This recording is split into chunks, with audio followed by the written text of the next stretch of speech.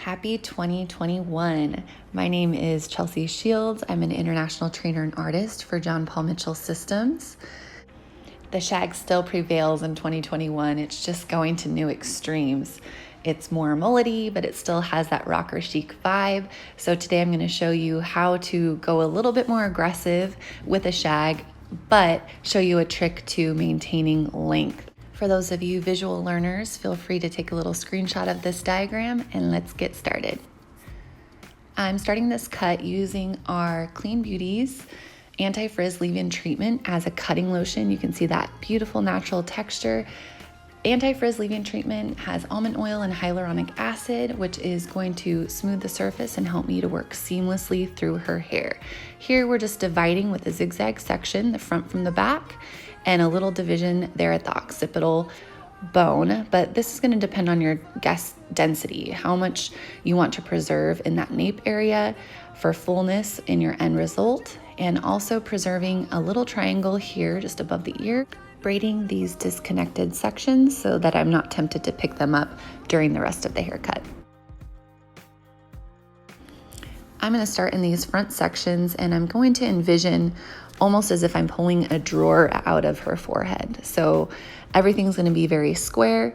I'm going to comb everything forward, elevate it to a flat plane so you can see that that hair in the temple area is being lifted up, and cut a straight line utilizing my razor so it's nice and diffused. I'm going to work parallel to that first section, combing everything forward and cutting everything to that first guide that I created. Now that first guide is going to be dictated just by your guest's face shape and her comfort level, where those shortest layers hit her face. This is a great way to highlight her eyes or her cheekbones.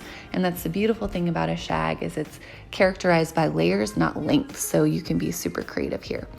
Working on the other side, kind of a top view of that so you can see how everything's directed forward. So we're just going to continue in that same manner until we reach that zigzag section that separates the front from the back. Now working in the back of the haircut, I'm going to work horizontally above that nape section that we parted out to maintain length, and I'm going to work square here too. So as if I'm pulling a drawer now out of her occipital bone, I'm going to elevate. You can see how I kind of started just by checking to see where that length will hit. I really love to look at the profile in this portion of the haircut to make sure that kind of that shape from the jawline is continued up. And this just complements so many different bone structures. It's going to build volume because we're going to have the maximum length in the crown of the head, so it just builds a beautiful shape.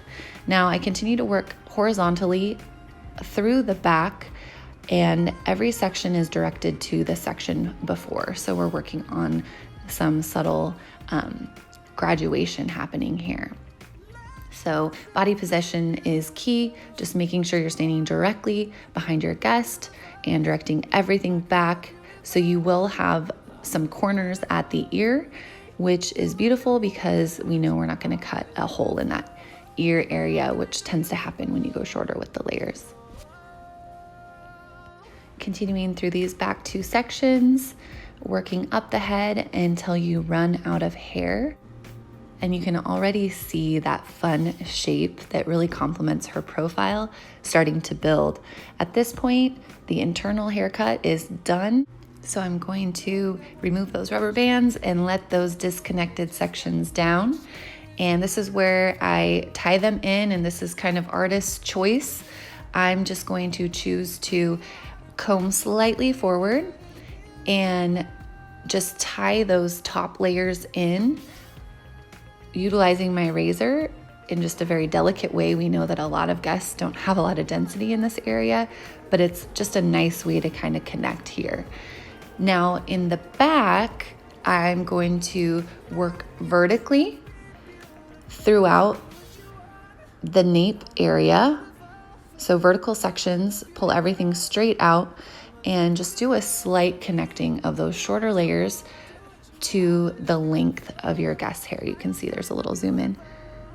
And this just ties it in nicely and beautifully and seamlessly, and you have that insurance that you've maintained her length for her.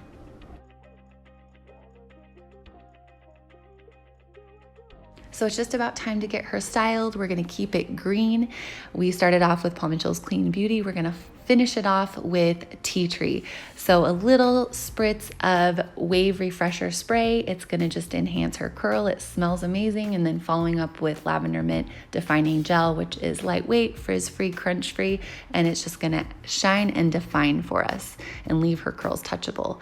Doing a quick little diffuse here, just making sure not to agitate the curls too much.